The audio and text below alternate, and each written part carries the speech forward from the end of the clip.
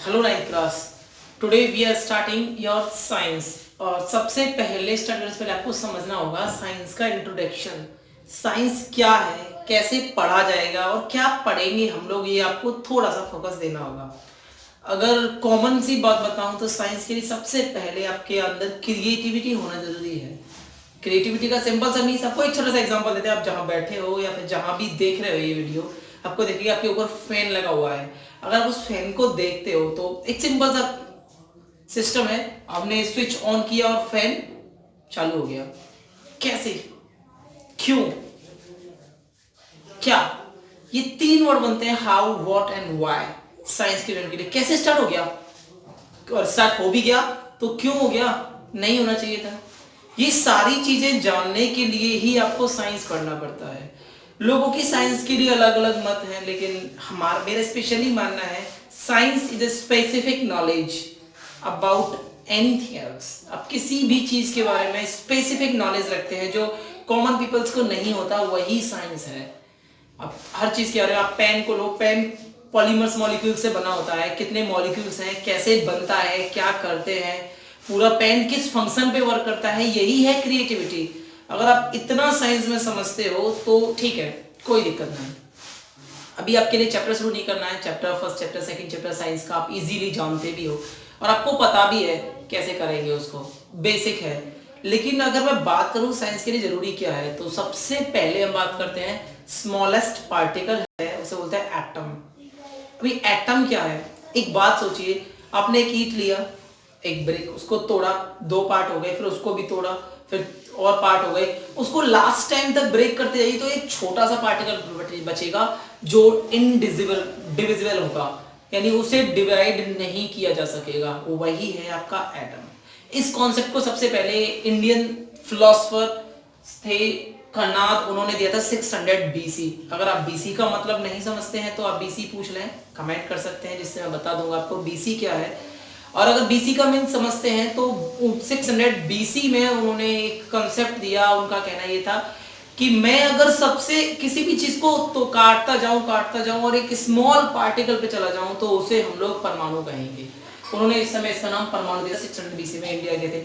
ऐसे ही एक Greek philosopher थे, उन्होंने कहा था the smallest particle that can exist, the smallest particle that can exist that is atom, उन्होंने ये कहा था। और उनका नाम था लुइसेप्स एंड डेमोक्रेट्स, वो ग्रीक के थे 400 बीसी में।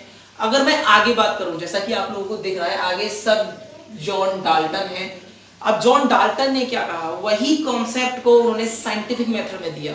अभी यहां से साइंस का बिगिनिंग हुआ 1800 से, 18th सेंचुरी जब था तब से ही साइंस का बिगिनिंग हुआ है और साइंस वहीं से ज्यादा ग्रोथ किया है। अगर हम यहाँ पे बात करें तो उन्होंने ये कहा द स्मॉलेस्ट पार्टिकल, ये डाल्टन्स थ्योरी है, आप लोग पढ़ोगे बुक्स में तो डाल्टन्स थ्योरी मिलेगा। The smallest particle of any substance is known as atom. अगर आप एटम समझ जाते हो तो वो बोलते हैं कि एटम स्मॉलेस्ट पार्टिकल है that can not be free, वो कभी फ्री फॉर्म में नहीं रह सकता, it always be in pair, उसे पेयर में रहना पड़ेगा, that is known as molecule, वो बनाएगा मॉलिक्यूल बनाएगा, या फिर एटम अकेला नहीं रहेगा वो कभी भी, but it taking part in the reaction, वो लेकिन रिएक्शन में पार्ट लेता है।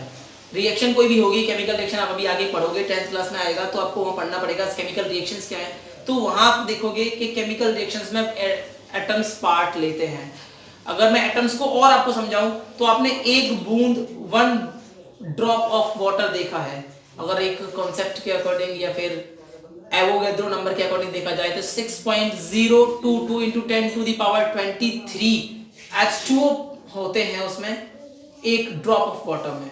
अगर मैं 18 ग्राम का वाटर लेता हूं तब, ये बड़ा कॉन्सेप्ट है। अभी आप जब धीरे धीरे समझेंगे या फिर क्लास में रहेंगे तो आपको समझ में आएगा। कोई भी डाउट है तो आप कमेंट करिएगा, तो मैं बता सकता हूं कि क्या है कैसे है, आपको समझ में आ जाएगा वहां से पूरा।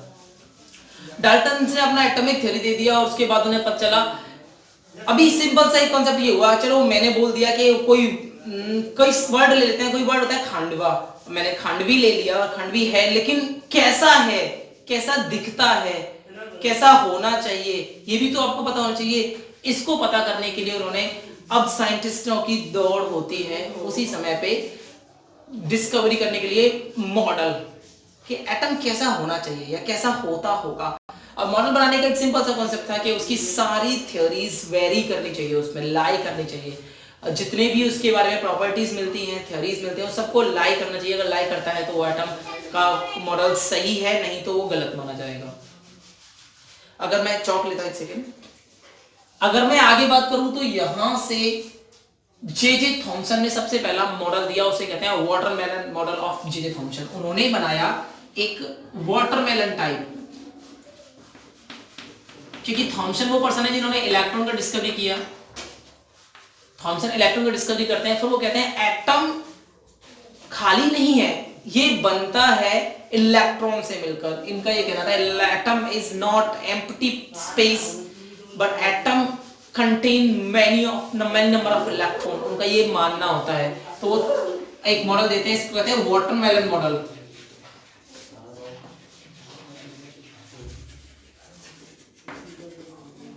वो अपने इस वाटरमेलन मॉडल को एक सिंपल सी कॉन्सेप्ट में बोलते हैं।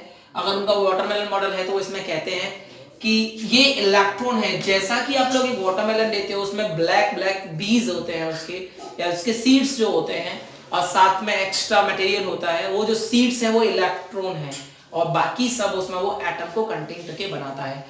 उनका सिंपल सा मीन्स था एक वाटरमेलन इज अ एटम, उन्होंने ये कॉन्सेप्ट दिया। लेकिन बाद में जब इस कॉन्सेप्ट को वेरी किया गया, पढ़ा गया, देखा गया, स्टडी किया गया, एनालाइज किया गया इसके बारे में, तो वहां पता चला कि ऐसा पॉसिबल ही नहीं है, दो नेगेटिव पार्टिकल एक दूसरे के पास में रुक सकें विदाउट एक्सटर्नल फोर्स, तो ये तो पॉसिबिलिटी नहीं है।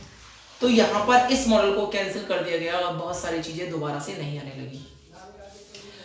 यहां पे साइंटिस्ट अर्नेस्ट रदरफोर्ड, इन्होंने बहुत हद तक सही किया, कई परसेंट। इन्होंने एक प्रैक्टिकल किया जिसको बोलते हैं alpha rays scattering of Rutherford. इन्होंने किया क्या, एक सिंपल सा गोल्ड फॉइल लिया, ये एक गोल्ड फॉइल है, इस पे अल्फा पार्टिकल को बमबार्डिंग किया, तो उन्होंने देखा कि ये इधर निकल जाता है, ये इधर निकल जाता है, ये इधर निकल जाता है, कुछ कुछ रिटर्न होके लौट जाते हैं, कुछ टर्न हो जाते हैं। तो उनसे इनको एक आइडिया आया, इसी कॉन्सेप्ट से उनको एक आइडिया आया कि एटम के सेंटर में कोई सॉलिड चीज है जो इन पार्टिकल्स को बैक करती है, जिससे अल्फा पार्टिकल भी पार नहीं हो पा रहे हैं। तो इसको बोला गया न्यूक्लियस। और न्यूक्लियस का डिस्कवरी किसने किया फिर? रदरफोर्ड ने, अर्नेस्ट रदरफोर्ड। डेट क्या रहा होगा? 1911 में उन्होंने रदरफोर्ड ने डिस्कवरी कर दिया। अगर आगे देखा जाए तो उन्होंने कहा कि electron moving around the nucleus, उन्होंने कहा इलेक्ट्रॉन मूव करते हैं न्यूक्लियस के अराउंड में, जैसा कि स्फेरिकल टाइप में, जैसा कि उन्होंने बनाया हुआ था।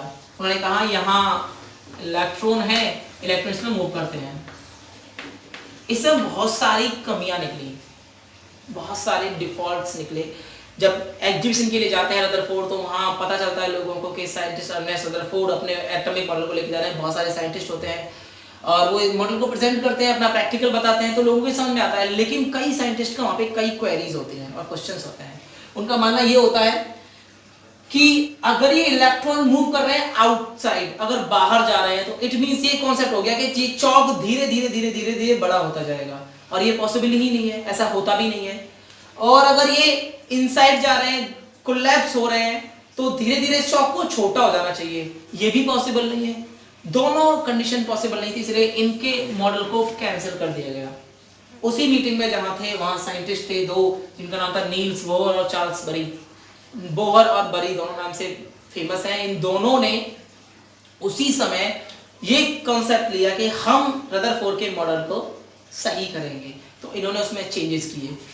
ये बोहर बरी लेके आते हैं एक मॉडल जिसमें वो न्यूक्लियस रखते हैं और ऑर्बिट्स रख देते हैं, और यहाँ पर प्रोटॉन रखते हैं, जबकि प्रोटॉन का डिस्कवरी ये गोल्डस्टीन कर चुके थे, जबकि नेमिंग उसका 19, यहाँ पर उसका नेमिंग जो है, प्रोटॉन का डिस्कवरी जो था वो किया था गोल्डस्टीन ने, लेकिन उसका जो नेम दिया था, नेमिंग किया, वो किया था रदरफोर्ड ने, इसलिए रदरफोर्ड को डिस्कवरी माना जाता है, बहुत से लोग मानते हैं।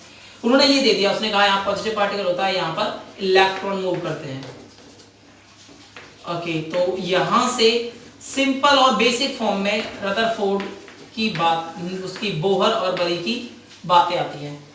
अब जब इस मॉडल को एग्जीबिशन के लिए लिया जाता है, तो सेम एग्जीबिशन आप लोगों ने देखा होगा रोबोट मूवी में, जब रोबोट का एग्जीबिशन होता है वो बोलता है कि आई नो, हाँ मैंने खुदा को देखा है जो बनाता है, वो उनके बारे में बोलता है। सेम ऐसा ही कॉन्सेप्ट यहाँ पर लागू होता है।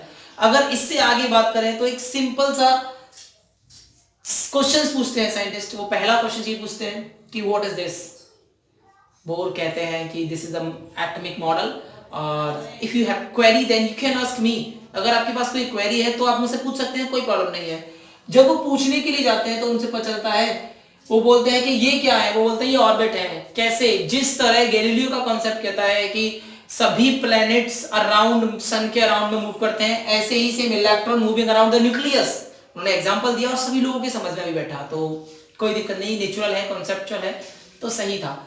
दूसरे साइंटिस्ट खड़े हुए पूछते हैं इनका नाम क्या रखा ऑर्बिट का। अब ऑर्बिट के नाम की बात आई तो उन्होंने जस्ट एट वंस उन्होंने बोल दिया KLMN dot dot dot dot, ऐसा बोल दिया। पूछा गया KLMN नाम ही क्यों रखा। मैंने कहा था आप लोगों से, साइंस के स्टूडेंट का सबसे बड़ा हथियार यानी सीधा सा एक उसके पास जो इक्विपमेंट है यही है कि क्यों, कैसे हो गया, क्यों हो गया। अगर ये आपको समझ में आता है तो सब कुछ इजी है, अगर नहीं समझ में आता तो सब कुछ बेकार है। वो यहां से आते हैं, बोलते हैं KLMN क्यों रखा। वो उनसे पूछते हैं, अगर मानो आप में से किसी का नाम राहुल है और बोलते हैं आपका नाम क्या है, बोलते हैं राहुल है, क्यों रखा गया नाम। नाम रखने का किसी के पीछे कोई रीजन नहीं होता, वो सिर्फ एक सिंपल सा कॉन्सेप्ट है कि हाँ नाम इसलिए रखा गया है क्योंकि मैंने बनाया तो मैं कुछ भी नाम रखूं। अगर ये जो चौक बनाने वाले ने इस चौक का नाम चौक ना रखे होके डब्बी रख दिया होता तो डब्बी नाम होता, या SB रख दिया होता तो SB नाम होता, कुछ भी नाम होता जो बनाने वाले ने रखा होता। तो इसलिए यहाँ पे नाम के पीछे कोई कॉन्सेप्ट नहीं था। उन्होंने कहा कि what is the number of electron in first orbit, आपके फर्स्ट ऑर्बिट में नंबर ऑफ इलेक्ट्रॉन क्या है। तो उन्होंने पता किया कि मैं नहीं बताऊंगा, ये आप खुद पता कीजिए। एक फॉर्मूला दिया उन्होंने 2n²,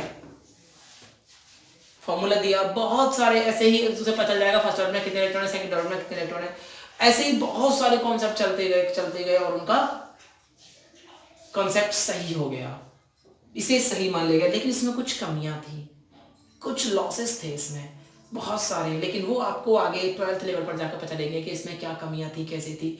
इसके बाद इरविन श्रोडिंगर आते हैं। श्रोडिंगर जो आपको 11th क्लास में जाएंगे तो आपको वहां मिलेंगे। और चैडविक, ये वही है जिन्होंने न्यूट्रॉन का खोज किया, और न्यूट्रॉन का खोज करने के बाद में इन्होंने एटम की थ्योरी को कंप्लीट किया।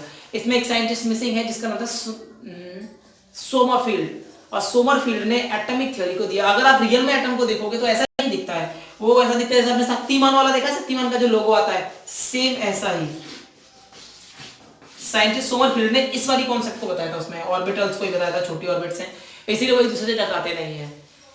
तो अभी के लिए यही एंड करते हैं, और आपकी जितनी भी क्वेरियर हैं मैं 9th क्लास वालों के लिए कल से चैप्टर लिखाना शुरू कर दूंगा। उसमें थ्योरी, पहले चैप्टर का इंट्रोडक्शन, फिर थ्योरी, फिर नेक्स्ट चैप्टर का इंट्रोडक्शन, फिर थ्योरी, तो वो आपको आगे पता चल जाएगा। तब तक के लिए आपका कोई भी क्वेश्चन है, कुछ भी है, तो आप कमेंट कीजिए, व्हाट्सएप कीजिए, कैसे भी मेरे से आप पूछ सकते हैं। और अगर आपको सर्च करना है तो नवीन सर मैथ क्लास के नाम से मेरा नंबर भी है, गूगल पे जाके सर्च कर सकते हैं। दूसरा, इसको थोड़ा सा अपने फ्रेंड्स को शेयर कीजिए और लाइक और सब्सक्राइब करने की कोशिश करें। Okay, thank you.